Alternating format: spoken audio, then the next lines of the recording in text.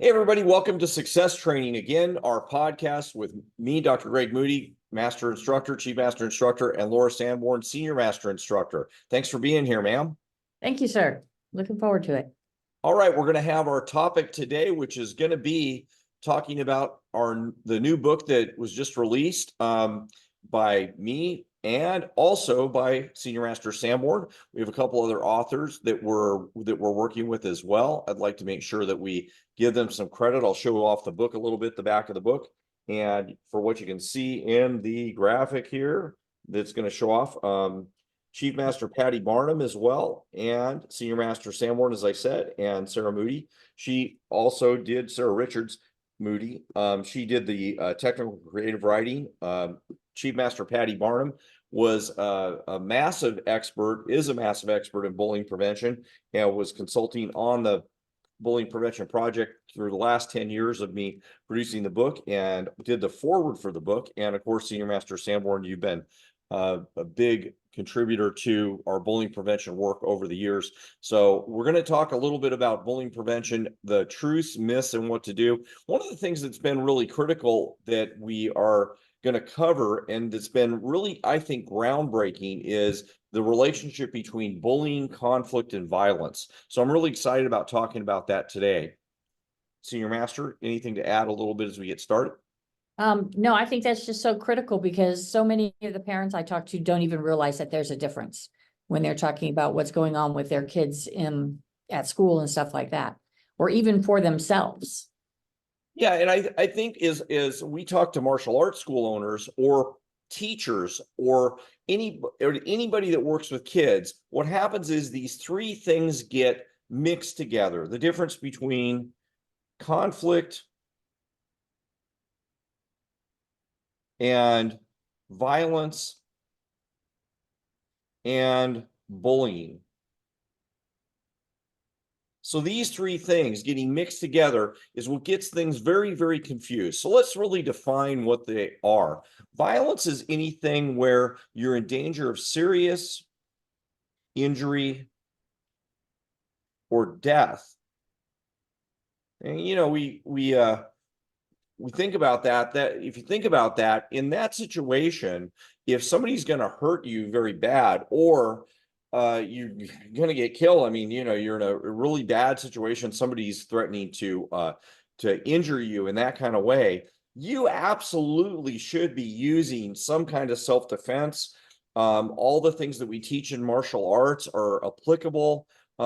In all the defense things that we teach in martial arts are applicable. Of course, this is what gets confused in martial arts when people think don't use karate. Well, we use karate all the time. We use the martial arts skills of respect and discipline all the time. But when we talk about the fighting skills that we learn, this is where they come in if we're in danger of serious injury or death.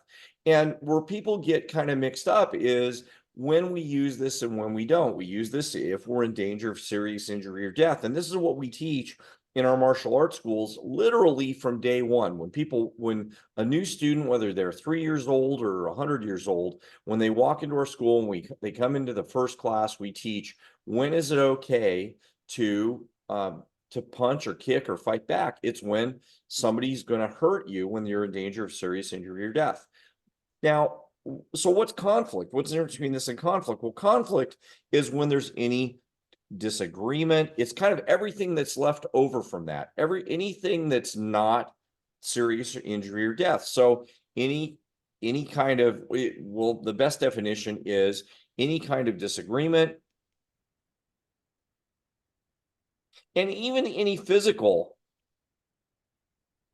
conflict, any kind of physical altercation, if it's not in danger of serious injury or death. If a kid's on a playground, somebody's pushing them, pushing back, those are not in danger. You're not in danger of serious injury or death. If somebody shot a rubber band at you, unless it's going to hit you in the eye, and even probably if it does, then that's not danger of serious injury or death. What's some other examples? If somebody, and by the way, this is what we teach when we teach bullying prevention. When do you know when things are in conflict or in violence? What's some other good examples? I'll throw some out there too. Just somebody yelling in your face, getting too close to you and yelling in your face.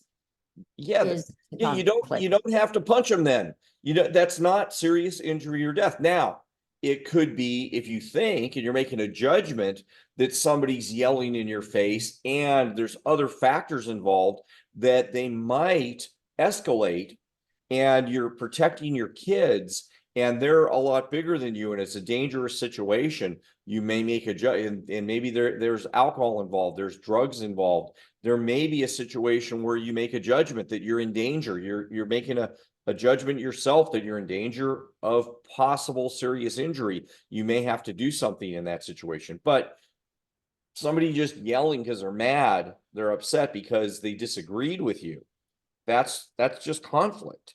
And if I was going to redraw this, I'll redraw this chart for a second.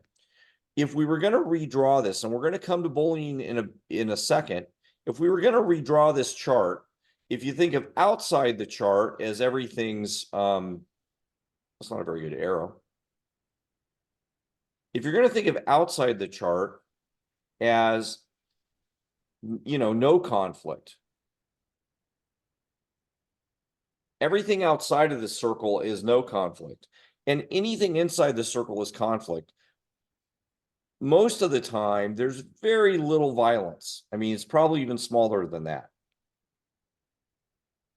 And there's a little more bullying happening, a little more what we call abuse happening.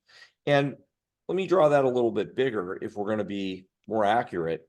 We'll come back to this.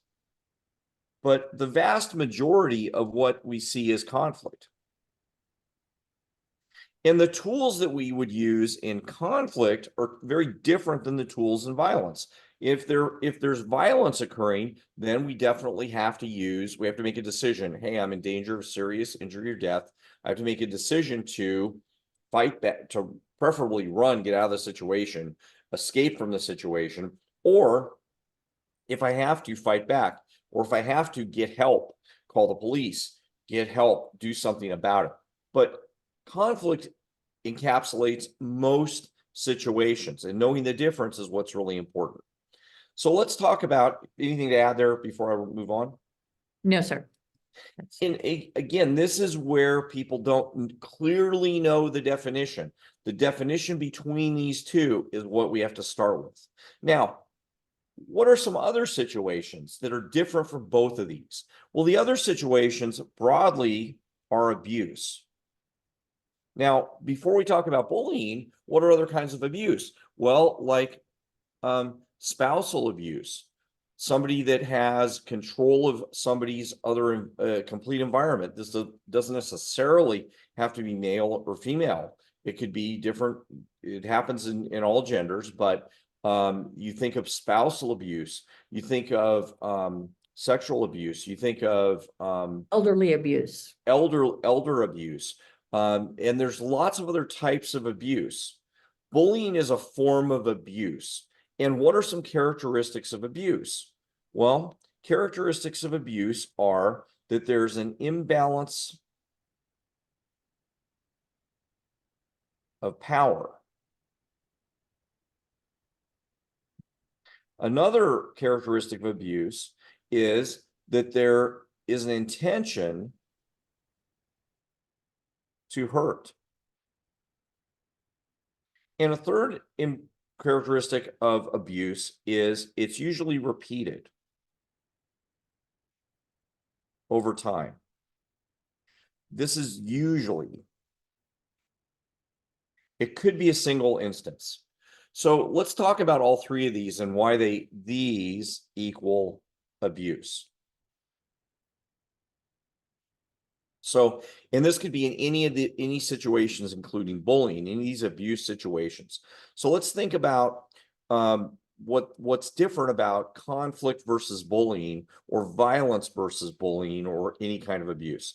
An imbalance of power might mean, let's look at elderly abuse, like Master Sanborn brought up. So elderly abuse, in this case, the person doesn't have, somebody that's elderly doesn't have the strength, doesn't necessarily have the mental capacity to respond to what's going on.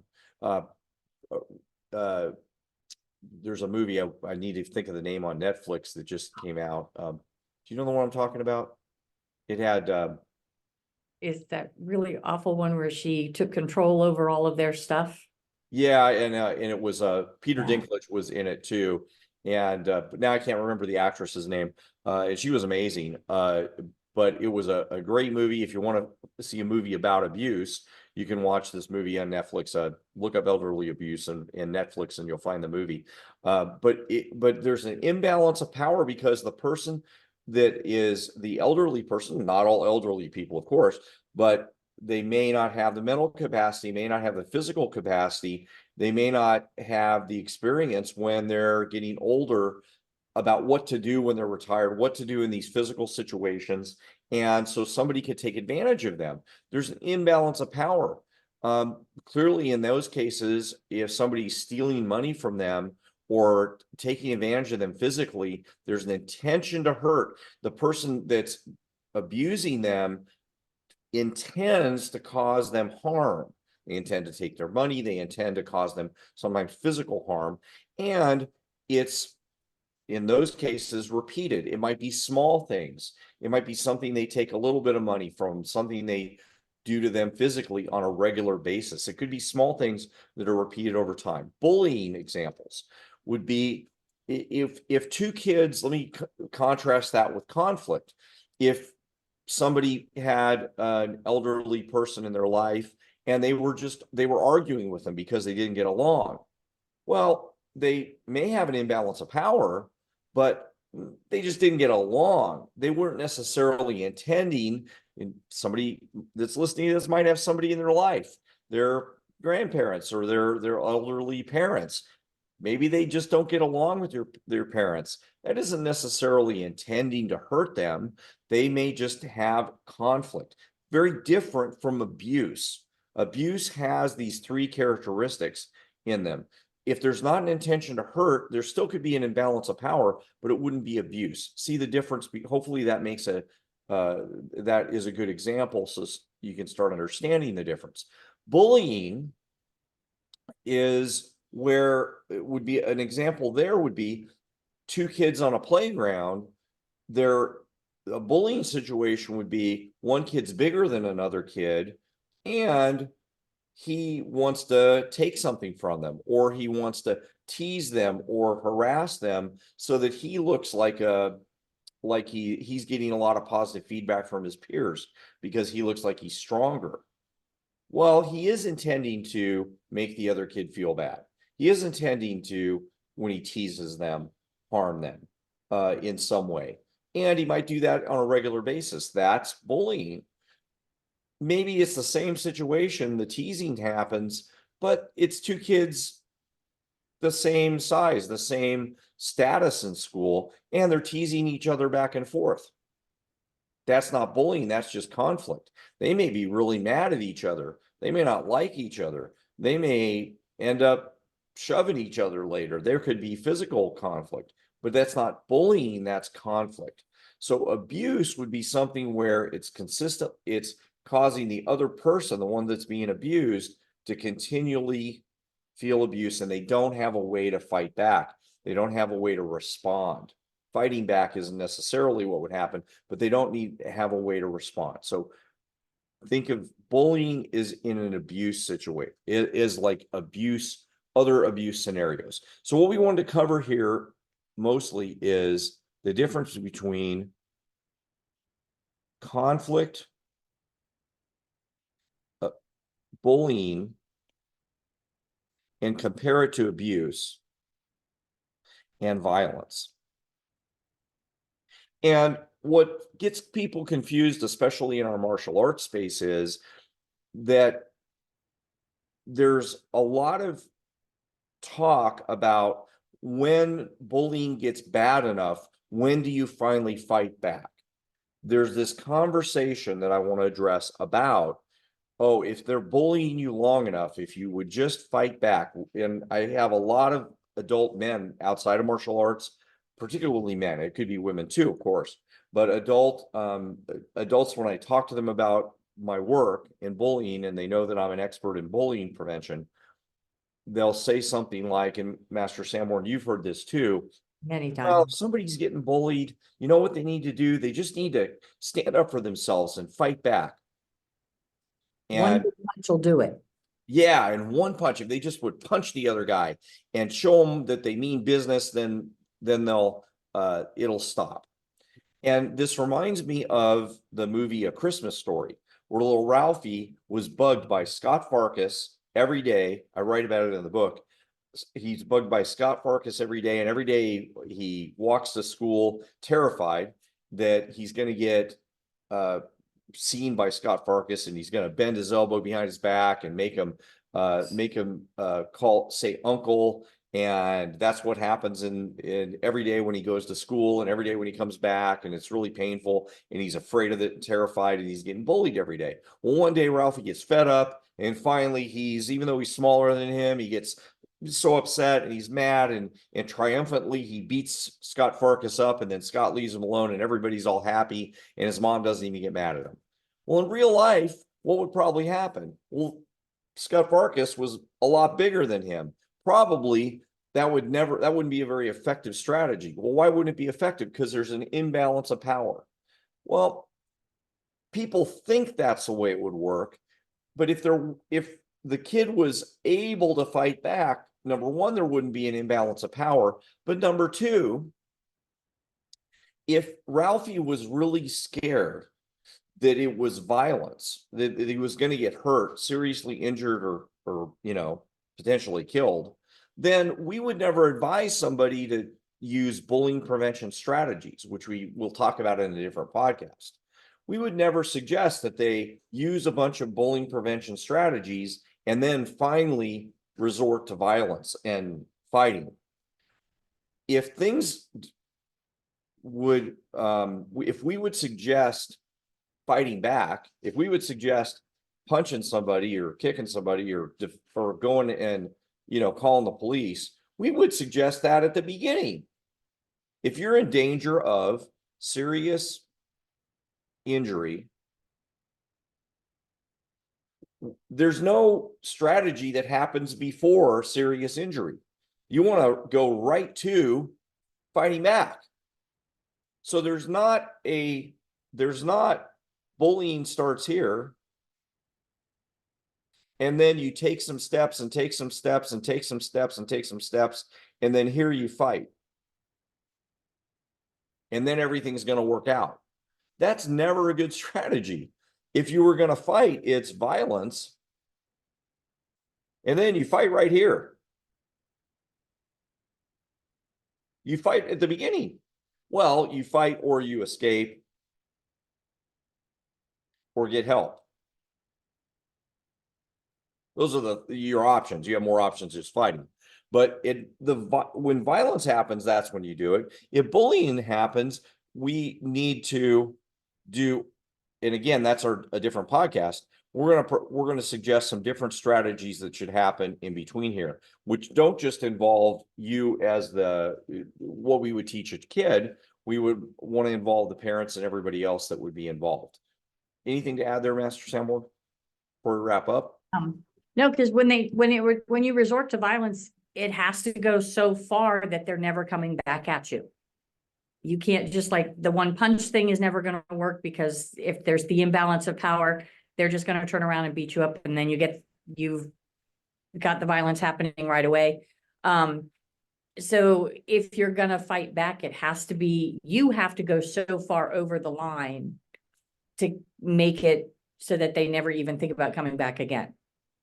And it's not a reasonable strategy, because in the first place you wouldn't have been, you're not in a position to fight back because there was an imbalance of power. It's not going to happen. If you were in a position to fight back, it wasn't bullying anyway, right? It was conflict. And then the decision was there danger of serious injury? If there was, then you're in this box. You're in this box. If there wasn't an imbalance of power, you're in this box. There are different strategies. If you were strong enough to fight back, you were over here anyway. So that you weren't in one of those situations in the first place. So it wouldn't have worked for you anyway. So that's the difference. So our purpose today is to make sure everybody understands the difference between violence and conflict. Conflict and bullying are two different things, and you have different tool sets to use. Violence, we use self-defense. Conflict, we have lots and lots of tools for. We try to resolve conflict. You've got people to get help that'll help you, but it's different from bullying. Bullying and conflict are totally different. And bullying, because it's abuse, we have to try to support and help people that are being bullied in a different way. Generally, they're going to need some help from external sources. They're mostly going to need some help. So make sure we know the difference between them, and that's really our topic today. Anything to add before we wrap up, ma'am? I just want to say that in the book, this is all super clear. The book is pretty much a handbook for the different situations and how to deal with them. And it's very clearly laid out, and it's very clearly explained on what you do in the different situations, how to get help in the different situations and things like that. It just made, all of this was so clearly laid out, and then how to deal with them, and each one of them was in there. So. Perfect. Thanks. And that'll apply to if you're working with kids in any capacity. Of course, we work with a lot of martial artists, but also teachers, people that administrators of schools, parents that work, of course, that you guys have kids and you can work with your kids. So we're gonna probably follow up with some other ways that you can address this in other podcasts, but this is one that one concept that you need to get first. All right, everybody. Well, thank you very much. Appreciate everybody listening in the podcast today, and we look forward to talking to you at the next one. Sir, where can they get your book? Oh, thanks for asking. Before you go on Amazon, it's on Amazon at you can get an ebook, paperback, and this is a hardcover. So go to Amazon.com and just search for Greg Moody and bullying, and you'll find the book. You can also go at karatebuilt.com and do karatebuilt.com/bullying, and you'll find one of our web pages, and you'll find it at there as well. Thank you, sir. All right. Thanks for asking that, ma'am. You caught me at the right time. All right, everybody. Have a great day.